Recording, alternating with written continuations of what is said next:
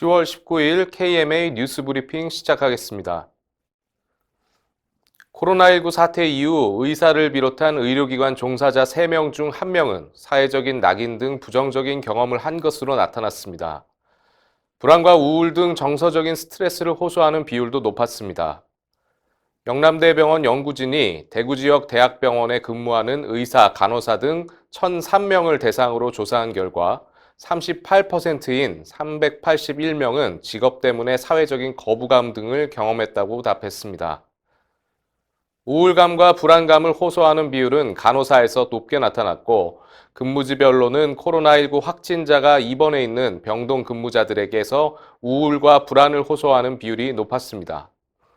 연구진은 의료 종사자들이 일반인보다 코로나19에 노출될 위험이 클 뿐만 아니라 사회적 낙인에 의한 스트레스를 받고 있다며 이들에 대한 적절한 관리가 필요하다고 지적했습니다. 코로나19 사태로 요양급여 비용을 선지급받은 의료기관들이 상환 날짜가 돌아오면서 어려움을 호소하고 있습니다.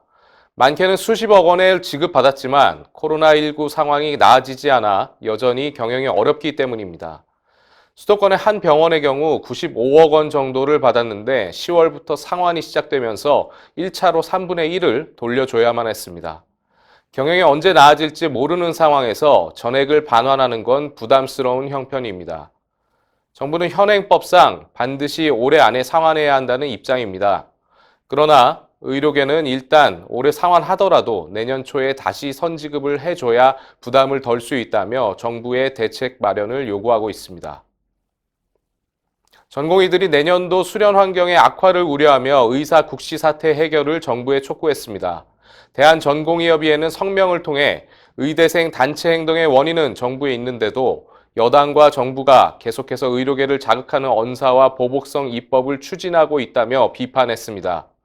또 정부 여당의 이런 행태는 의료계와의 합의를 이행할 의지가 없는 것으로 보인다고 지적했습니다. 대전협은 최근 의협이 정부 여당을 향해 졸렬하다고 비판한 것에 대해 동감하면서 내년에 예상되는 수련 환경 악화에 대한 구체적이고 현실적 대안을 마련하라고 강조했습니다. 지방 환자의 수도권 쏠림 현상이 가속화하고 있는 것으로 나타났습니다. 국회 교육위원회 소속 더불어민주당 이탄희 의원이 공개한 자료에 따르면 지난해 수도권 의료기관 이용 인원은 298만 명으로 2015년 대비 30만 명 증가했습니다. 수도권에서 진료받은 지방 환자의 비중은 강원도, 충남, 세종, 제주 순이었는데 주로 KTX와 도로, 항공 등 교통이 발달해 수도권 접근이 용이한 지역들이었습니다. 이처럼 지방 환자의 수도권 진료 비중이 증가한 것은 최근 5년간 수도권의 병상 증가율이 전국 평균을 넘어선 것과 관련이 깊습니다. 이탄희 의원은 수도권 대형 병원의 병상이 늘어나면 인력과 장비 등 의료 자원 흡수 현상이 초래된다며 지역 간 의료 자원의 적정 배분과 안정적인 의료 전달 체계 구축이 필요하다고 지적했습니다. 의약품 리베이트의 범위가 생각보다 훨씬 넓어 의사들의 주의가 필요하다는 의견이 나왔습니다. 송한섭 김현장 법률사무소 변호사에 따르면 제약회사 영업사원이 진료를 도와주거나 심부름을 대신해주는 것도 리베이트에 해당합니다. 예를 들어 영업사원에게 자동차 수리를 맡기거나 마트, 온라인 쇼핑몰에서 물건을 사서 보내달라는 것도 리베이트로 간주될 수 있습니다. 특히 의사뿐만 아니라 간호사, 원무과 직원 등 의료기관 종사자는 모두 리베이트를 받으면 처벌받게 됩니다.